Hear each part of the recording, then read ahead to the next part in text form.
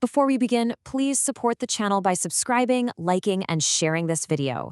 Constructive discussion is always welcome, and we invite you to share your views and insights in the comments. U.S. equities, hedge fund positioning, software versus semiconductors, and technical levels. This video presents a direct informational narration of the source document. So, diving right into the August 15th market breadth, we see a pretty stark picture. The S&P 500 faced a broad decline, with 367 stocks dropping compared to just 133 advancing. Looking at sectors, it's a similar story. 9 out of 11 S&P 500 sectors ended up in the red. But there's a really notable exception here. The SOX Semiconductor Index actually outperformed the broader market, with 19 of its components advancing against 11 declining. Now, what drove that semiconductor outperformance? On the macro tech front, U.S. Commerce Secretary Lutnick publicly opposed Apple using Chinese memory chips. This news acted as an immediate catalyst, triggering a rally specifically in U.S. memory stocks, like Micron and SNDK. Because of this, memory stocks as a whole achieved stabilization and an upward breakout. Meanwhile, on the other side of the tech landscape, big tech broadly underperformed, with that drag being led by megacaps like Microsoft and Meta. Shifting gears to macro updates from the Middle East, there are 3 key developments. First, an agreed-upon timeline has officially been extended by 60 days. Second, we're seeing a rhetorical shift in Iranian policy, with an official indicating a move from a defensive to an offensive posture.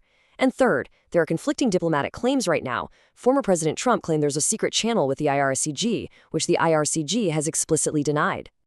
As we approach the conclusion of the Q2 earnings season, we're navigating a period of relatively light economic data. The current focus is primarily on wrapping up retail earnings, but really, the market is in a bit of a holding pattern, waiting for those pivotal NVIDIA earnings. That upcoming report is critical because it's expected to reset the forward earnings estimates for the entire S&P 500. While waiting for that data, hedge funds have been incredibly active. They bought U.S. equities every single day last week. And what's really striking is that long buying of individual stocks accounted for exactly 70% of that net buying. To put the sheer velocity of this into perspective, that buying pace is sitting at 2.1 standard deviations above the one-year average. So where exactly is that capital flowing at the sector level? Hedge funds were net buyers in 8 out of the 11 sectors. They aggressively bought into information technology, communication services, and healthcare. On the other side of the trade, they were net sellers in real estate, energy, and utilities. It's also crucial to look at macro product ETF flows, which represented 30% of the overall net buying, putting it at 1.0 standard deviation above the norm. This was heavily driven by ETF short covering, which has now been down 3% for the 6th consecutive week. We observed this covering specifically in small cap, tech, and large cap ETFs.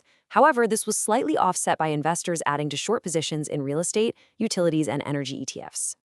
Breaking down the information technology sector even further, the flow drivers are highly specific.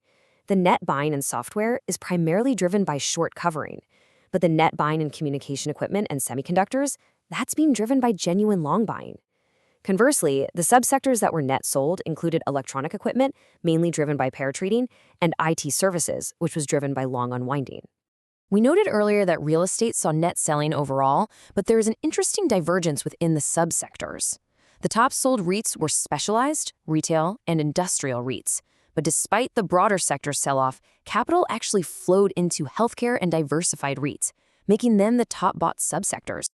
Now, let's compare the net allocations as a percentage of U.S. market cap, starting with software.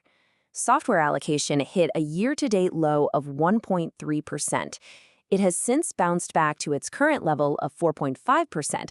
However, this remains noticeably lower than the 7% allocation we saw at the start of the year.